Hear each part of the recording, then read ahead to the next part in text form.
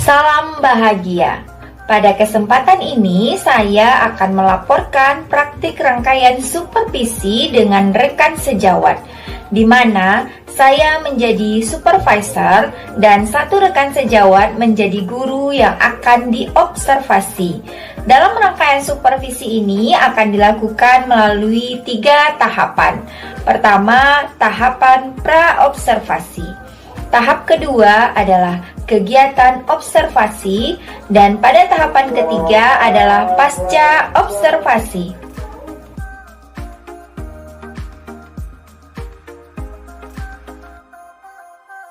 Video berikut ini adalah contoh percakapan untuk membuat perencanaan atau pra-observasi yang saya lakukan kepada rekan guru bernama Ibu Wiwi Drawati. Percakapan pra-observasi ini saya lakukan sebelum memulai proses pendampingan untuk pengembangan. Pada kegiatan ini, yang saya lakukan adalah perencanaan untuk pengembangan. Pada percakapan yang saya lakukan, saya berperan sebagai coach, menggali apa yang ingin dicapai oleh coachee yang dalam hal ini dilakukan atau diperankan oleh Ibu Wiwi Drawati. Kemudian juga kami bersama-sama menentukan apa indikator keberhasilannya dan apa faktor-faktor yang akan dikembangkan agar tujuan tersebut tercapai. Faktor-faktor yang akan dikembangkan inilah nantinya yang akan saya pergunakan sebagai dasar dalam melakukan sesi-sesi coaching yang akan ditindaklanjuti dengan pembuatan perencanaan.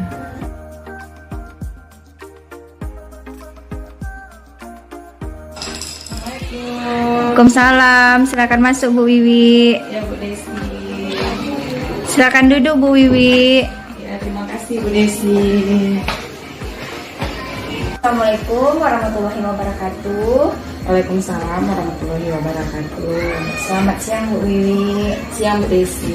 Apa kabarnya Bu? Alhamdulillah sehat Bu Desi. Bu Desi gimana kabarnya? Alhamdulillah saya sehat juga. Begini ya Bu, kita perlu ini Bu duduk bersama terlebih dahulu agar kita bisa paham nanti jalinan kerjasama kita ke depan mau seperti apa yang tujuan yang akan kita capai ke depannya. Jadi makanya kita perlu melakukan percakapan pra-observasi. Tidak lama-lama Bu Wiwi, paling 10 atau 15 menit. Iya Bu Desi. Kira-kira ini kapan Ibu kita akan mencoba melakukan kegiatan pembelajaran di kelas? Saya mengobservasinya Rencananya hari Jumat tanggal 26 Juni ini Bu. Kebetulan saya ada ngajar di jam 2.34 Bu. Oke, berarti di hari Jumat jam 2.34. Boleh saya tahu kelasnya Bu? Oh, kelas 11 F2 Bu. Oke, 11 F2 pada mata pelajaran ekonomi ya Bu ya. Dan nanti di hari Jumat itu apa tujuan pembelajaran yang akan Ibu capai selama kegiatan? Baik Bu, tujuan pembelajaran saya melalui pemanfaatan media IT, siswa mampu menganalisis tentang pendapatan nasional. Itu tujuan ingin saya capai. Berarti Ibu memanfaatkan IT dalam rangka untuk menganalisis pendapatan nasional. Oke, itu tujuannya ya, kita catat ya Bu ya. Kemudian kira-kira dalam kegiatan observasi kita di kelas nanti, apa area pengembangan yang hendak Ibu capai? Rencana saya ini Bu, saya ingin Ibu mengamati tentang kompetensi profesionalisme saya sebagai guru, terutama dalam pemanfaatan media IT untuk merangsang kreativitas murid saya Bu. Oke, berarti Ibu mencoba meningkatkan profesionalisme. Kenapa itu yang menjadi targetnya Bu? Apakah sebelumnya mungkin Ibu belum profesional menurut Ibu atau bagaimana ya Bu? Menurut saya sudah berusaha mengembangkan kreativitas murid dengan pemanfaatan media IT. Di sini saya merasa bisa saja yang saya kembangkan itu belum maksimal. Jadi saya ingin Ibu melihat pengembangan kompetensi saya di bidang itu. Oh, berarti ajang lah ya Bu untuk merefleksi diri ya Bu ya. Oke, apakah hanya itu yang mungkin yang mau kita lihat nanti Bu pengembangannya Bu? Ada lagi yang ingin saya kembangkan kompetensinya di sana, Bu, yaitu tentang di mana siswa itu belajar dan saya juga mengajar, proses pembelajaran di kelas itu menyenangkan. Kemudian saya menginginkan anak itu kreativitasnya dan aktivitas anak itu beraneka ragam di dalam kelas itu, Bu. Oke, berarti kalau boleh saya simpulkan, Ibu menginginkan pembelajarannya menyenangkan, Iya. ya Bu ya. Kemudian aktivitas pembelajarannya juga beraneka ragam. Iya, Bu. Ya, menyenangkan ini berarti nanti tergolong juga nanti ke dalam kompetensi kita sebagai guru ya Bu, kompetensi sosial. Oke, menyenangkan. Yang bagaimana menyenangkan maksudnya di sini, Bu? Menyenangkan di sini artinya anak-anak itu motivasi belajarnya tinggi, anak-anak itu bersemangat di dalam pembelajaran, tidak peduli itu saya mengajarnya jam pertama, jam kedua atau jam 9-10 sekalipun, Bu. Oke, berarti menyenangkan ini mereka penuh power Iya. ya Bu ya. Walaupun kita ngajarnya di jam terakhir ya Bu, jam-jam rawan lah ibaratnya ya Bu ya. Yang beraneka ragam ini maksudnya bagaimana ini Bu? Nah, kira-kira seperti ini, Bu. Kalau yang beraneka ragam itu kayak dari sumber belajar. Saya ingin anak itu mencari sumber belajar, bisa saja dia memanfaatkan misalnya video pembelajaran, kemudian poster, kemudian bisa juga dalam bentuk komik atau infografis lainnya. Itu dari segi sumber belajar. Kemudian dari segi apanya, Bu, dari segi kegiatan belajar, saya ingin anak itu ada yang aktivitasnya secara individu, ada yang berkelompok dalam kelompok kecil, kemudian ada juga yang dalam kelompok besar gitu, Bu. Kemudian saya juga ingin anak itu, Bu, dalam menghasilkan karya atau produk atau tugas yang saya berikan juga beraneka ragam, Bu. Bisa saja dia kerjakan dalam bentuk video pembelajaran atau komik atau poster dan yang lainnya, Bu. Oke, Sesuai dengan minat anak itu, keinginan saya seperti itu, Bu. Iya. Luar biasa ide-idenya Bu Wiwi ini, Bu Wiwi. Beraneka ragam. Kalau boleh saya membagi sedikit pengetahuan saya ya Bu, apa yang Ibu pikirkan ini secara teoritis itu disebut dengan pembelajaran berdiferensiasi, Bu.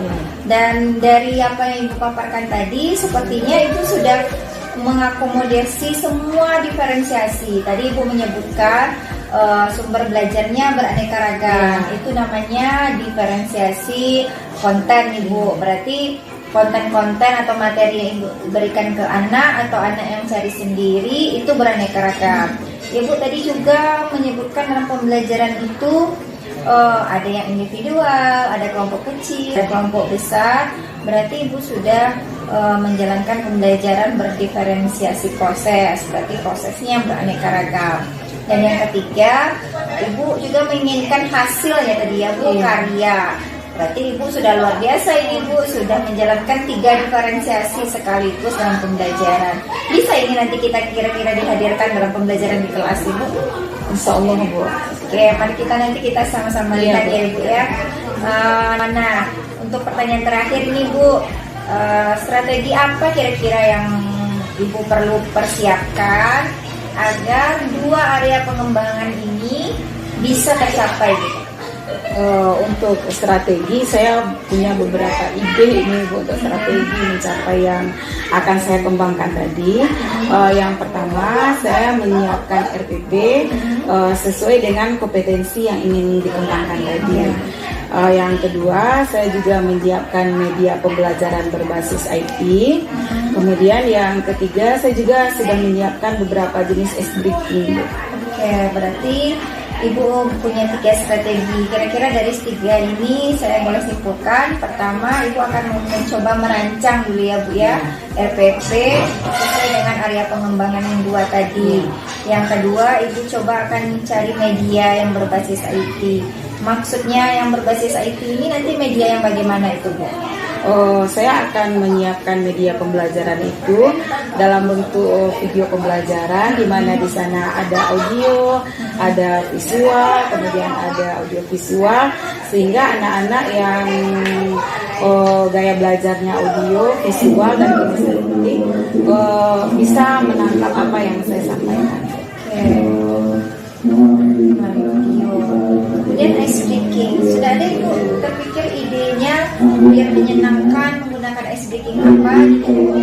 Ada beberapa sih Bu, kayak bertepuk tangan, ada titik 1 sampai titik 5 untuk meningkatkan semangat anak kembali. Kemudian rencana saya juga menyediakan musik yang penuh semangat, yang juga sifatnya mendidik, dan anak saya minta untuk mencontohkan apa yang ada di dalam video tersebut. Kemudian ada juga mungkin dalam bentuk teka-teki yang anak-anak juga terangsang dari pikirnya gitu Bu. Itu baru yang saya rencanakan Bu.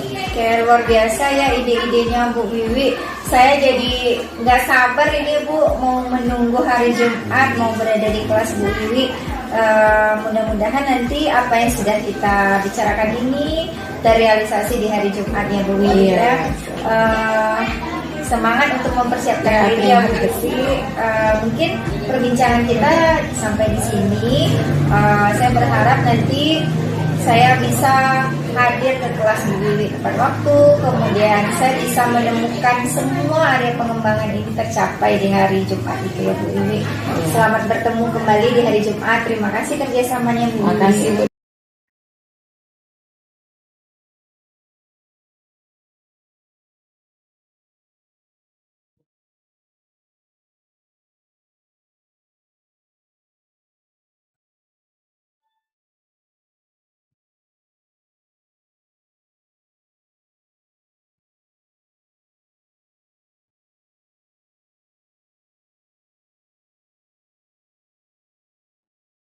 Video berikut ini adalah kegiatan observasi kelas yang saya lakukan terhadap kelas Ibu Wiwi Drawati, yaitu di kelas 11 F3 pada mata pelajaran ekonomi.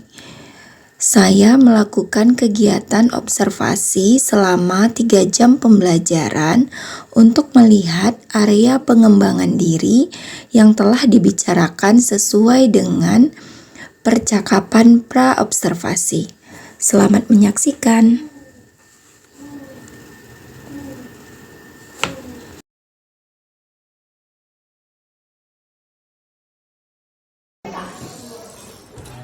Assalamualaikum.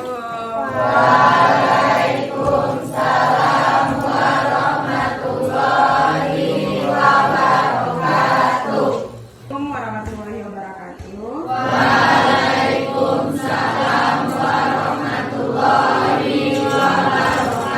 Untuk pembelajaran pagi ini, silakan Ananda berdiri untuk menyanyikan lagu Indonesia.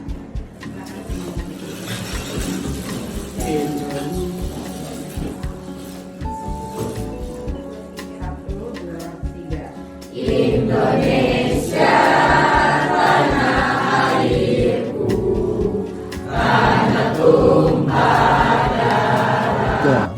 Siap berat, hormat berat, jaga berat sebelum belajar baca doa.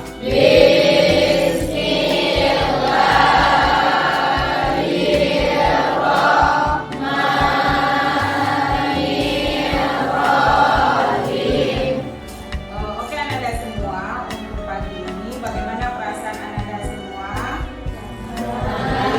Ada yang senang, mungkin ada yang sedih. Mulai dari berangkat ke sekolah sampai Ananda sampai di sini.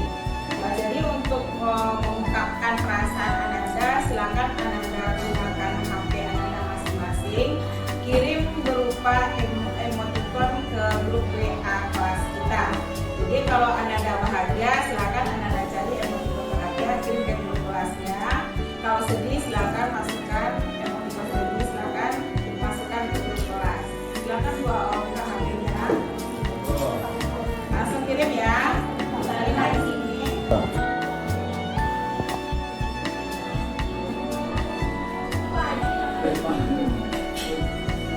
Ada yang pusing pagi ini terlihat, ada yang tertawa, ada yang mau minum kopi, ada yang mengantuk, ada yang banyak cintanya ini, ada yang sakit.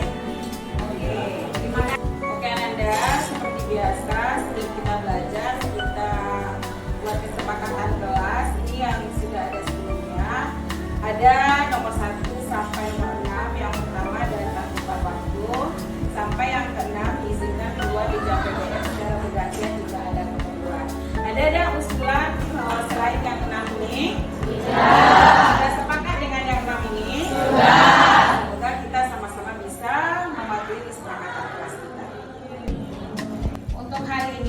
akan kita capai tujuan pembelajaran kita melalui pemanfaatan media pembelajaran berbasis IT.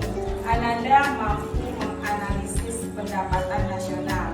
Jadi hari ini kita akan menggunakan media IT untuk menganalisis pendapatan nasional. Baiklah Ananda, untuk mencapai tujuan pembelajaran tadi, ada beberapa pertanyaan pemantik yang akan Ananda jawab. Yang pertama, dari mana saja sumber pendapatan negara? Yang kedua, bagaimana caranya pemerintah menghitung pendapatan nasional? Yang ketiga, untuk apa pemerintah menghitung pendapatan nasional? Silakan Ananda tulis jawaban 1, 2, dan 3 di kertas yang ada.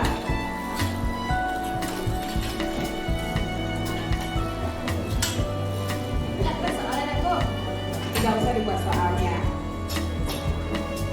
Sudah, silakan tempelkan di depan. Tempelkan di depan. Di bagian sana. Silakan tempelkan di depan.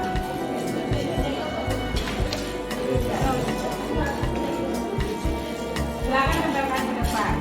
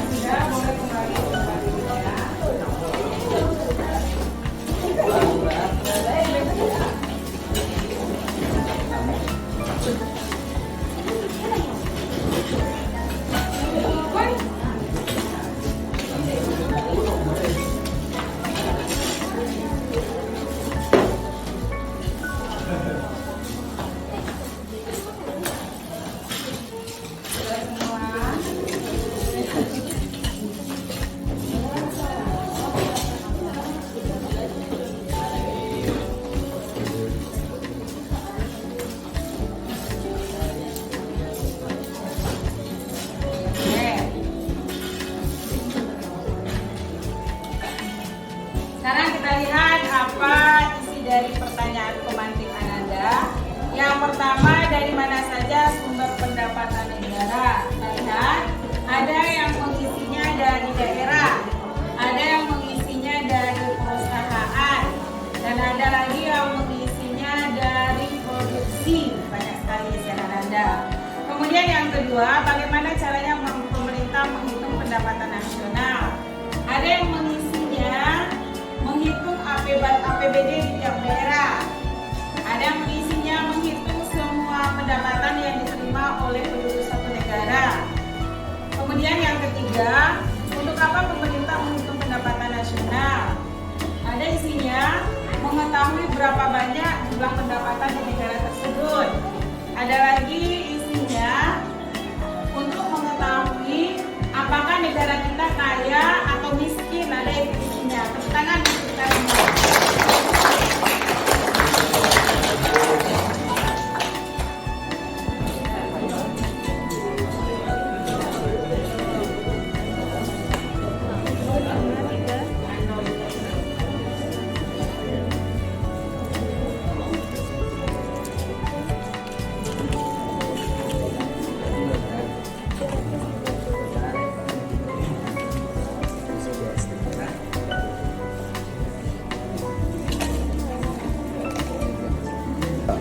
Untuk hasil kerja kelompok bisa Anda buat dalam bentuk PPT, dalam bentuk video di Canva, dalam bentuk poster, atau bisa juga Anda buat di kertas karton, atau bisa juga di buku catatan. Itu yang akan kita presentasikan nanti.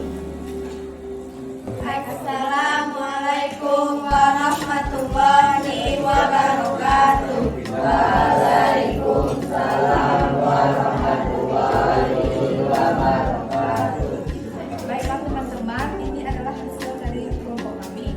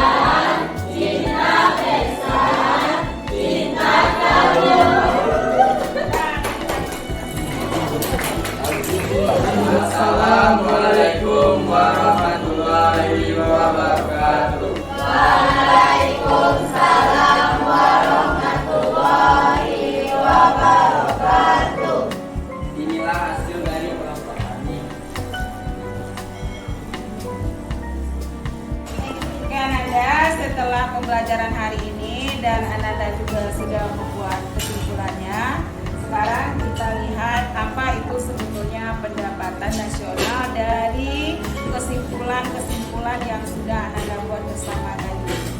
Pendapatan nasional adalah jumlah pendapatan masyarakat di suatu negara dalam periode tertentu, biasanya 1 tahun.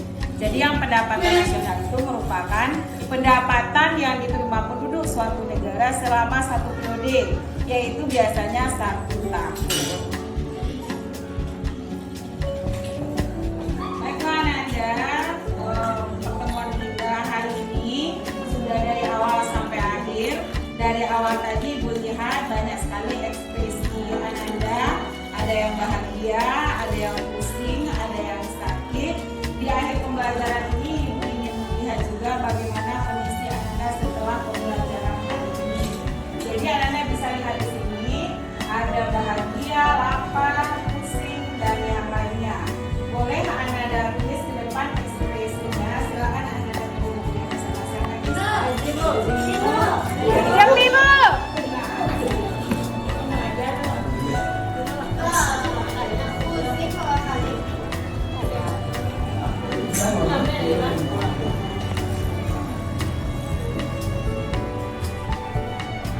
Ternyata juga bahagia. Terus lapar, Rino lapar, mungkin udah karena sudah 3 jam.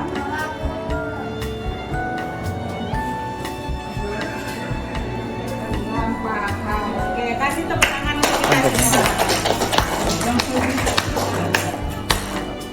Baiklah Ananda, kita sudah sampai di akhir sesi pembelajaran hari ini.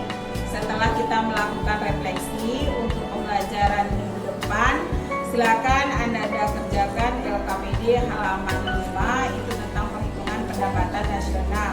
Jadi untuk hasilnya boleh Ananda buat dalam bentuk poster, Canva, PPT, video, atau Ananda tulis di buku catatan Ananda. Terima kasih untuk hari ini Ananda, tetap semangat, semoga apa yang kita lakukan hari ini bernilai ibadah. Assalamualaikum warahmatullahi wabarakatuh. Waalaikumsalam warahmatullahi wabarakatuh.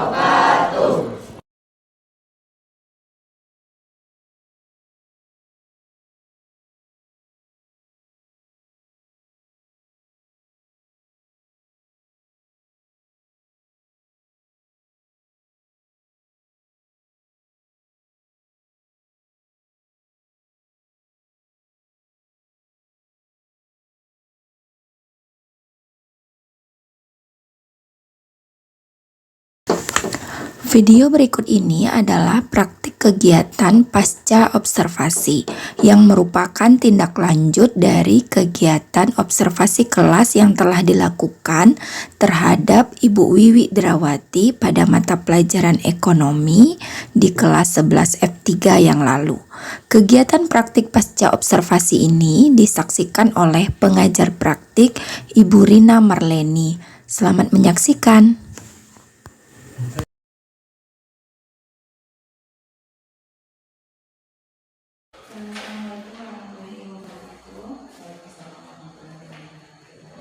Terima kasih Bu Wiwi sudah mengizinkan saya minggu lalu di kegiatan pembelajaran yang telah dilakukan dalam kelas.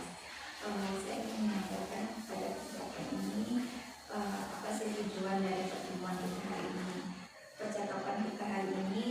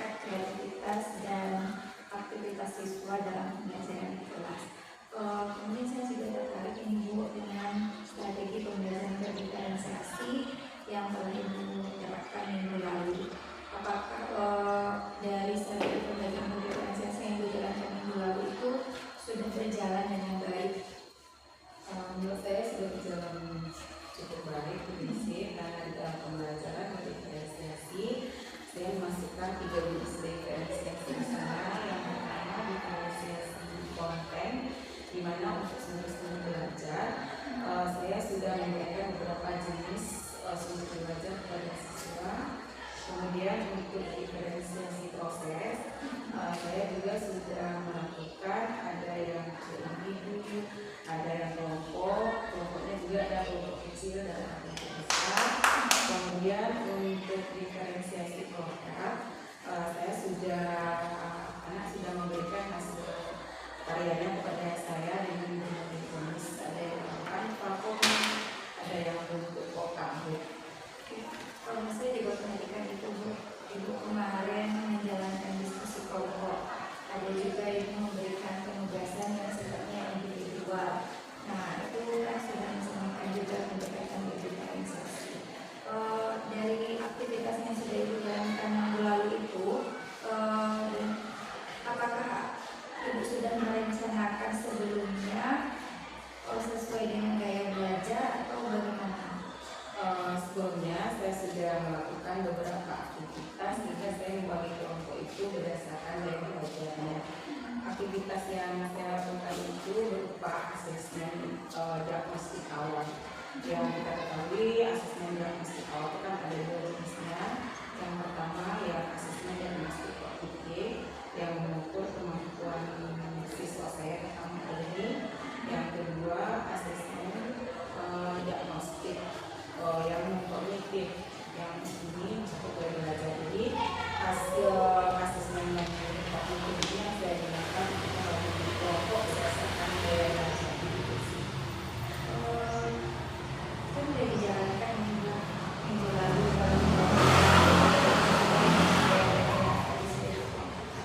Ibu sudah efektif tidak pemetaan yang dilakukan? Menurut saya sudah efektif, cuma di sini saya masih melihat ada beberapa siswa saya yang masih kebingungan untuk tugas-tugas yang mereka harus ikuti.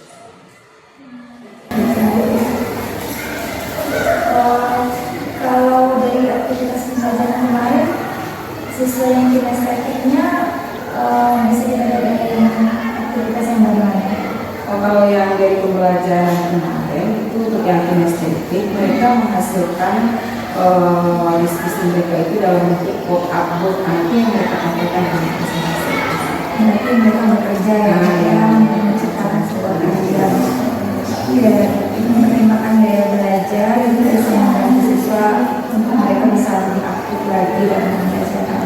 Saya melihat di dalam kelas itu mayoritas siswa sudah aktif bekerja, baik itu di dalam kelompok maupun secara individual. Tapi ada beberapa siswa yang saya lihat di bagian sudut kelas dia masih terlihat kurang aktif. Itu bagaimana biasanya Ibu menyesuaikan tugas kepada siswa-siswa yang terlihat kurang aktif itu? Biasanya saya memberikan tugas kepada siswa itu sesuai dengan tingkat kemampuannya di sini. Cuma saya mungkin kurang memperhatikan dari aspek emosional siswa itu ketika mereka diberikan tugas yang sulit gitu. Menarik ya Bu, salah satu aspek penting dalam pembelajaran berdiferensiasi adalah menyesuaikan tugas dengan juga kita tidak boleh mengabaikan aspek emosionalnya. Saya kemarin melihat dalam aktivitas pembelajaran Ibu meminta siswa Ibu untuk mengekspresikan emosi melalui WA grup kelas. Nah, bagaimana Ibu menilai kesiapan emosi siswa? Karena kemarin itu sangat beragam saya lihat Ibu. Ada yang siswanya menampilkan emosi lapar, emosi senang, begitu. Bagaimana Ibu menilai kesiapan mereka sebelumnya atau selama pembelajaran? Berdasarkan emosi itu saya menilai kesiapan mereka. Ada yang emosi senang, ada yang emosinya ketawa, kemudian saya contohkan nanti. Kemudian di sini ada, saya lihat di dalam pembelajaran saya itu berisi ada anak yang tertekan, merasa tertekan itu berisi karena untuk anak yang kemampuannya lebih tinggi tentu mereka lebih cepat mengumpulkan tugasnya. Kemudian di sini saya juga melihat ada anak itu yang percaya dirinya itu terlalu tinggi kalau menurut saya, mungkin karena kemampuannya cepat mengumpulkan tugas itu yang saya lihat di dalam pembelajaran saya kemarin. Ya, saya juga mendapati itu dari hasil observasi yang saya lakukan. Jadi kita sangat penting begitu ya Bu memberikan dukungan emosional terutama kepada siswa kita tadi yang merasa mereka tertekan. Cara yang kita bisa lakukan mungkin melibatkan mereka ke dalam kelompok dengan siswa yang lebih aktif gitu. Apakah Ibu pernah mencoba melibatkan siswa ini dengan siswa yang lebih aktif agar mereka tidak tertekan gitu? Sebetulnya saya sudah mencobanya kondisi tapi masih belum terstruktur. Jadi saya lebih memilih siswa itu secara personal. Jadi yang diberikan sampaikan tadi seperti berkelompok mungkin akan lebih membantu siswa ini untuk lebih berkolaborasi dan saling mendukung. Karena ya Bu, dengan membantu mereka bersama berkolaborasi dengan teman tentu akan mengurangi rasa tertekan mereka karena mereka merasa tertinggal. Jadi dengan mereka berdiskusi tentu mereka akan merasa terajak dan ikut sama ya rekannya yang lain yang lebih cepat. Kira-kira bagaimana Ibu membangun kepercayaan diri siswa itu agar dia mau nanti berkolaborasi dengan siswa lain dan agar muncul rasa percaya diri kalau dia tidak merasa tertinggal? Saya mungkin akan lebih banyak menggunakan metode berkelompok sehingga untuk yang siswa yang merasa agak lambat mereka bisa bertanya ke temannya yang lebih cepat ada apanya. Mungkin itu dia sih. Dia bagus dia bisa dilaksanakan. Kira-kira apa lagi yang bisa dilakukan untuk meregulasi emosi siswa yang tertekan ini selain dengan mereka bekerja dengan tidak Bisa juga dengan pesan berisi. Jadi saya akan memberikan waktu rehat sejenak. Mungkin karena tugasnya yang terlalu jadi saya akan berikan waktu rehat sejenak untuk penapasan sehingga mereka punya waktu untuk beristirahat.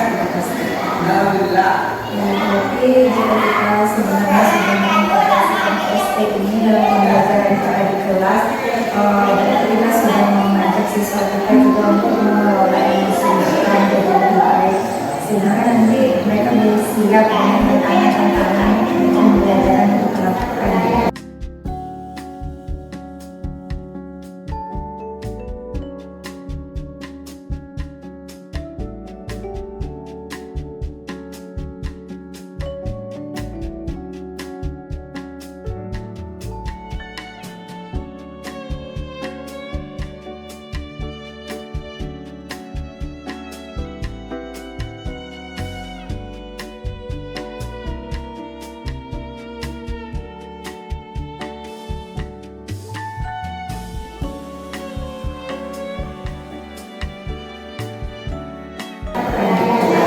Kalau menurut Ibu, apa yang perlu Ibu lakukan lagi atau Ibu tingkatkan lagi konsistensinya sehingga pembelajarannya menjadi lebih efektif? Mungkin untuk yang berikutnya dalam pembelajaran berinisiasi, kalau kemarin saya membagi kelompoknya berdasarkan jalan belajar dengan memanfaatkan hasil asesmen diagnostik IID. Yang besok saya rencananya akan membagi kelompok itu berdasarkan hasil asesmen diagnostik yang kognitif. Jadi saya akan bagi kelompok itu berdasarkan tingkat kemampuan peserta didik itu menguasai materi. Kemudian untuk PSE saya akan memberikan beberapa presentasi sehingga saya bisa mengontrol emosional murid saya secara terstruktur PSE. Bagus sekali, berarti rencana Ibu mencoba pendekatannya lebih ke personal. Yang awalnya Ibu tingkatkan dengan gaya belajar, sekarang Ibu mencoba pendekatan dengan melihat dari aspek kognitifnya. Kemudian Ibu juga tadi menyampaikan akan melakukan refleksi kepada siswa yang tadi mungkin merasa tertekan. Dari dua proses ini, bagaimana kira-kira nanti Ibu menilai kalau proses ini sudah berhasil dijalankan? Di dalam pembelajaran saya akan melihat apakah murid saya itu antusias baik itu dalam mengerjakan tugas atau dalam kegiatan pembelajaran yang lainnya, kemudian apakah mereka aktif, kemudian masih ada nggak siswa yang terlihat minat. Jadi saya ingin mereka itu tidak ada yang bingung dan pembelajaran itu bagaimana yang mereka. Dari apa yang sudah direncanakan ini, apakah ada kira-kira pihak-pihak yang bisa mendukung Ibu untuk kelancaran rencana tidak lanjut yang untuk akan kembangkan? Banyak pihak yang bisa saya libatkan di situ, diantaranya yaitu rekan guru atau teman sejawat, terutama rekan guru yang sudah melaksanakan pembelajaran seperti ini sebelumnya. Kemudian saya juga melibatkan OJK atau teman-teman tentang kondisi anak, karena di OJK lebih mengetahui bagaimana dengan emosional kita. Kemudian saya juga melibatkan orang eksternal di kelas 1 lebih dekat dengan asistennya. Ada 3 pihak yang diharapkan dulu, BK dan orang tua.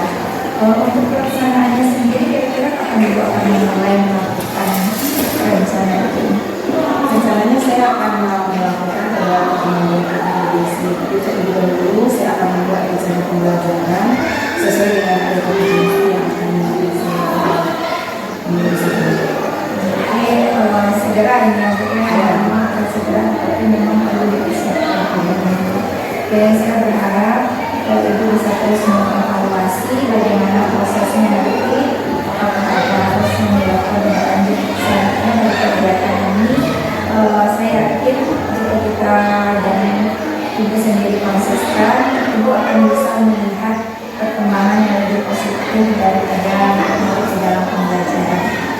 Saya yakin juga Ibu bisa terus berkembang menjadi lebih baik lagi. Dan terakhir Ibu, perbincangan kita sudah berakhir. Saya mengucapkan terima kasih karena Ibu sudah meluangkan begitu banyak waktu, mulai dari pencatatan observasi sampai kemudian mengizinkan saya melihat bagaimana pembelajaran di kelas, dan sekarang melakukan percakapan di pasca observasi. Saya sangat berterima kasih untuk peluang waktu yang disediakan. Mungkin itu saja untuk terima kasih. Terima kasih juga Bu Ningsih sudah mau berbagi dengan saya